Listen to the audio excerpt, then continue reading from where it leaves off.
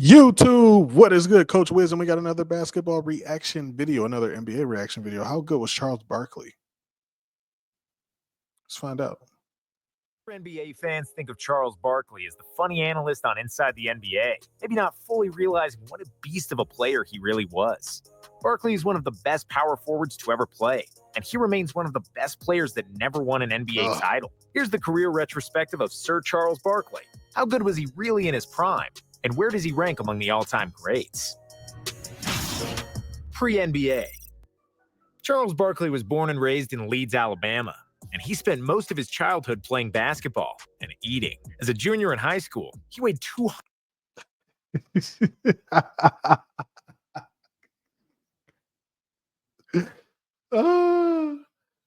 Yo, weighing 240 pounds as a junior is crazy. 140 pounds at 5'10". Nobody thought that at 5'10". I mean, I'm 225 right now, though, so I guess I can't talk. But I'm not a junior in high school either. And I was bodybuilding, powerlifting. That's kind of crazy. He would make it as a player. And even though he grew to 6'4" during the summer, his weight also ballooned. And Barkley had cleared the 300-pound mark. Even at that size, Charles was still unbelievably jumpy and mobile, which got him a scholarship from the University of Auburn, then exclusively known for football. In college, Barkley still had a lot of trouble with weight and would often order multiple pizzas almost every night. And by the morning, there would remain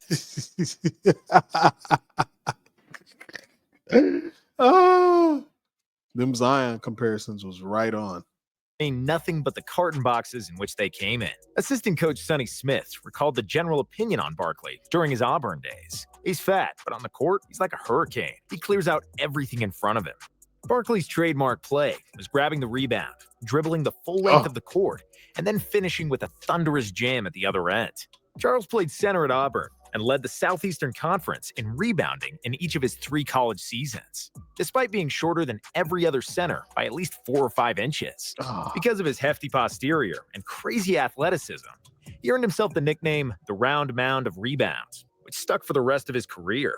Charles averaged 14.8 points on 68% shooting, 9.6 rebounds, 1.6 assists, and 1.7 blocks per game in college, and led the Auburn Tigers to their first ever appearance in the NCAA tournament in 1984. This earned him a place in the 2nd All-American team and the 5th pick in the 1984 NBA draft, where the Philadelphia 76ers selected him in the best draft class in history. Moses, and adjusting to the NBA. Barkley didn't want to get drafted by the Sixers because he thought he would only be able to make $75,000 because of Philadelphia's salary cap situation. So, he intentionally went on a 2-day eating binge just before the draft so that the Sixers would... Come on, man. Can we fact check this? Is this true? I never heard that. He went on a 2-day eating binge so a team wouldn't draft him. Nah, you just wanted to eat. I'm sorry. I'm done. I'll stop. Would pass on him, and that he could earn more money somewhere else. However, the Sixers selected him despite Barkley weighing over 300 pounds. But when the season started, Charles found out that he couldn't dominate the NBA being 50 pounds overweight. Unlike Michael Jordan, who got drafted in the same draft class by the perpetual lottery team in Chicago Bulls, Barkley came into a veteran team who had just won the NBA championship in 1983. In Philly, he was schooled by 2 future Hall of Famers, Julius Erving and Moses Malone. I will say this, right? Like, him getting drafted to Philly, definitely helped his career for sure. And he said this multiple times, being behind those vets. And the NBA needs more vets too. Like, I don't know what is going on with the NBA, but having some really good vets on your team can definitely mold you and help you. So him going to Philly was really a blessing. They helped to get him in shape, helped him be more professional, and they got him on the right track, and that's why he ended up being such a beast afterwards. So, sometimes having those vets behind you, man, really really plays a huge part. The NBA needs to definitely keep a couple of vets on each team for sure. It was Malone who became Barkley's primary mentor and the person who had the biggest influence on his NBA career. "You're fat and you're lazy," Moses said to Barkley during his rookie year. If anybody else had said that to him, a fiery 22-year-old Charles would have probably cursed him out and kept eating pizzas. But because Moses Malone was a 3-time NBA MVP and the Finals MVP from the 1983 championship team, Barkley had no other choice but to listen. He trimmed Yeah, I mean, what are you gonna say to that? Nothing. down to 250 pounds, which has more or less been his playing weight throughout the best years of his career. And even though he wasn't bad as a rookie, averaging 14 points and 8.6 rebounds per game, after he lost those 50 pounds, he averaged 20 and 13 as a sophomore. Leader of the team and early playoff exits. After Barkley's second season in the NBA, the 76ers decided to trade Moses Malone and give the team's reins to Barkley, which was a huge mistake. It's not that Barkley wasn't capable of carrying a team at that point, but the fact was that Moses had a lot of good basketball left in the tank. Big Mo was an all-star in the next 3 years in Washington and Atlanta, averaging 21 points and 12 rebounds. The players that the Sixers got in return didn't pan out, and Barkley might have won a championship in those 3 years with Moses. Instead, he became by far the best player on the team, which was great for the stat sheet, but he lacked the quality support to make it far in the playoffs. After Dr. J's retirement in 1987, the Sixers didn't win a playoff series in 4 years, despite... Yeah, I never understood why they were so quick to trade Moses. If y'all got any if anybody has more details on that, drop them in the comments. Because I always felt like, man, why didn't they just keep them together? Because I mean, they for sure would have won. Stellar performances from Barkley. Sir Charles averaged 26 points and 12 rebounds from 1986 to 1991. And each season, he was in the NBA top 10 in both scoring and rebounding. He led the league in true shooting percentages 4 years in a row in that span. Along with 4 assists, he was dishing out every night. By the end of the 80s, Chuck was not far behind Magic and Jordan in the contention for the best basketball player alive. However, frustration grew over the Sixers' management. People forget about that. He was right there. I mean, nobody touching Mike, but Charles was up there. And he was the best player on the Dream Team for sure. Played the best on the Dream Team. So people forget about how good Barkley really was. Management's inability to build a good team. Barkley had the biggest mouth in the entire league, and he often criticized the organization's leadership and regularly expressed his dissatisfaction in the media. This was also reflected on the floor, where he often got into verbal and physical duels with rival players, as well as quarrels with fans, both home and away. It didn't matter. It all culminated in January of 1991, when he responded to insults from the stands by spitting at the man who insulted him. But instead, he spat on the little girl sitting in that part of the stands. That incident...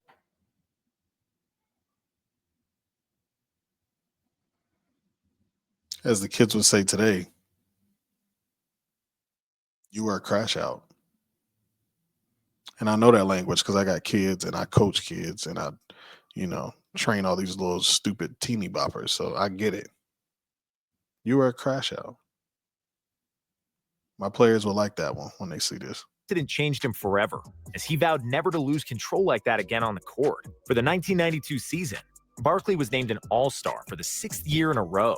But after the Sixers failed to make the playoffs, Charles was fed up, and the Sixers finally gave in and traded him to Phoenix. Dream Team, MVP, and a trip to the finals. Ooh. Charles was among the 12 players to represent the USA during the 1992 Olympic Games in Barcelona, the first time ever that Americans had sent pro players to the Olympics. Charles was the best player on the Dream Team, leading the team in scoring with 18 points per game on a phenomenal 71% shooting. I don't be lying to y'all. After he won the gold in Barcelona, Barkley arrived in Phoenix in the best shape of his life. He never looked better. He never sounded more immersed in basketball, and his confidence was through the roof. Because for the first time since he was a rookie, he had a quality collection of teammates to accompany him. The Suns were led by him and fellow All-Stars Dan Marley and Kevin Johnson, and won 62 games in the regular season.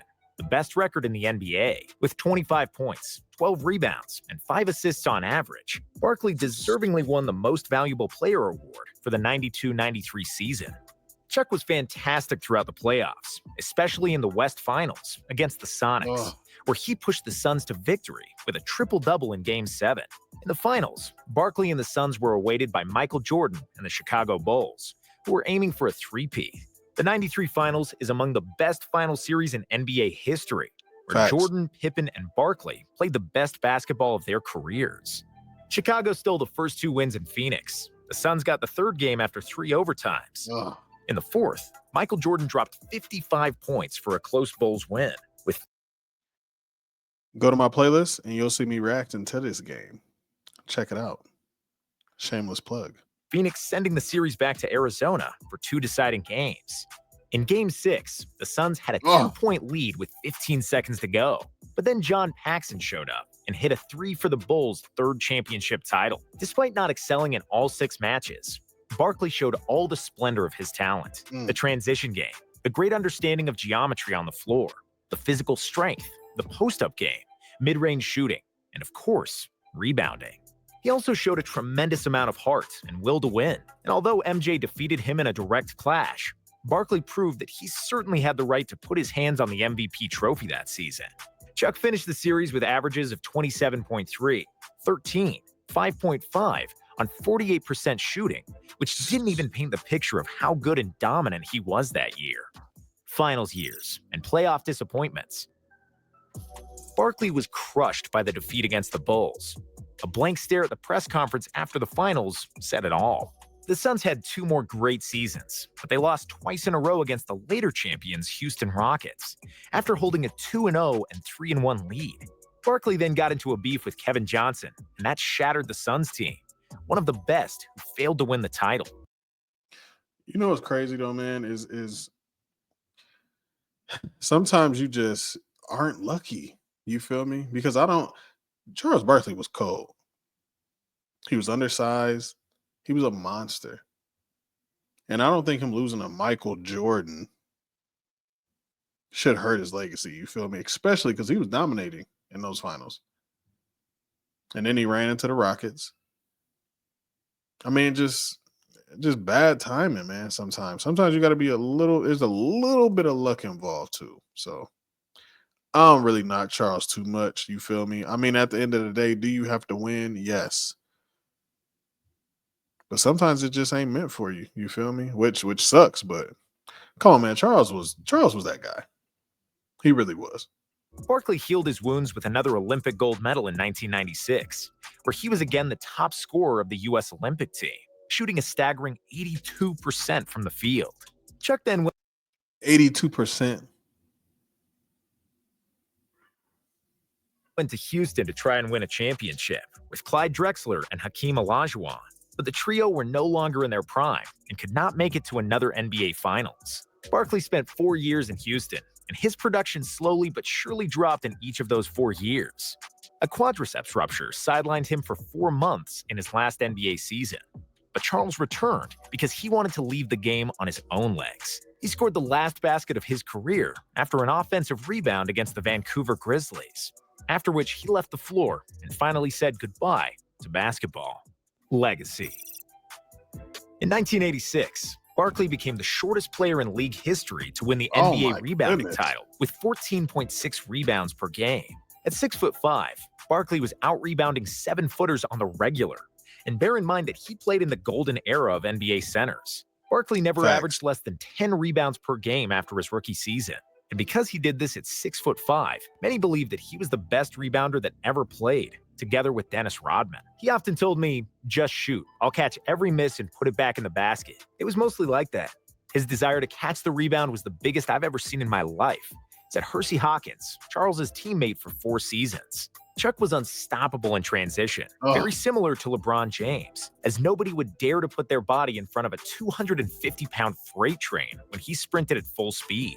When he got the ball deep in the low post, there was almost nothing that defense could do to stop him. Barkley combined his huge butt with astonishing explosiveness and scored almost without fail against players who were much taller than him. If there was a double team, Charles would always find an open teammate. which is proven by the career average of 4 assists per game, a big number for a power forward. If he won a Facts. title, he'd be higher on the list of the best NBA players in history. But even without one, he's among the 5 best players at his position and 50 best overall.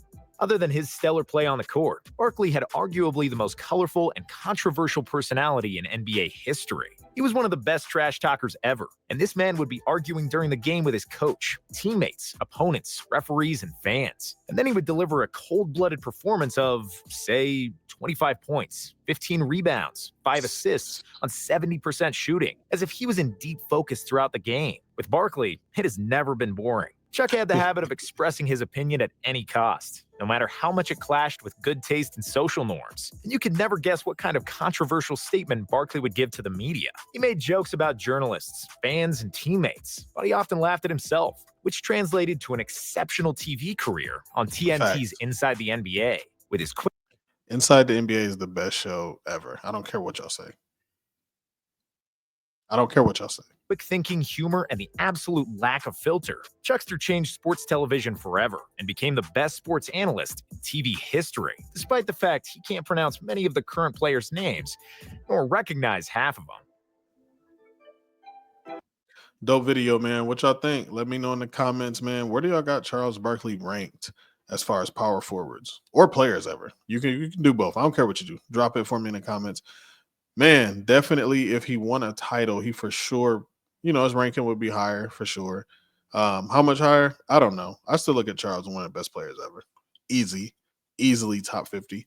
Probably top 20 range, somewhere in there if I just had to throw a number out there. But Charles Barkley was dominating, man, at 6'4", 6'5". That's why I be getting so mad today when I see all these 7-footers not averaging 10 rebounds. Like, it bothers me. LeBron James averaging 7. Anthony Davis was averaging 9. Zion averaging, like, bro, Charles Barkley was averaging way over 10 at 6'5" in the day of the trees when there was actually 7-footers in there that wanted to rebound, not just step out and shoot threes. You know what? I ain't even gonna get into that, man. I'm Coach Wiz. Let me know what y'all want to see next and drop where y'all got Charles Barkley ranked. I appreciate y'all, man. I am gone. Peace.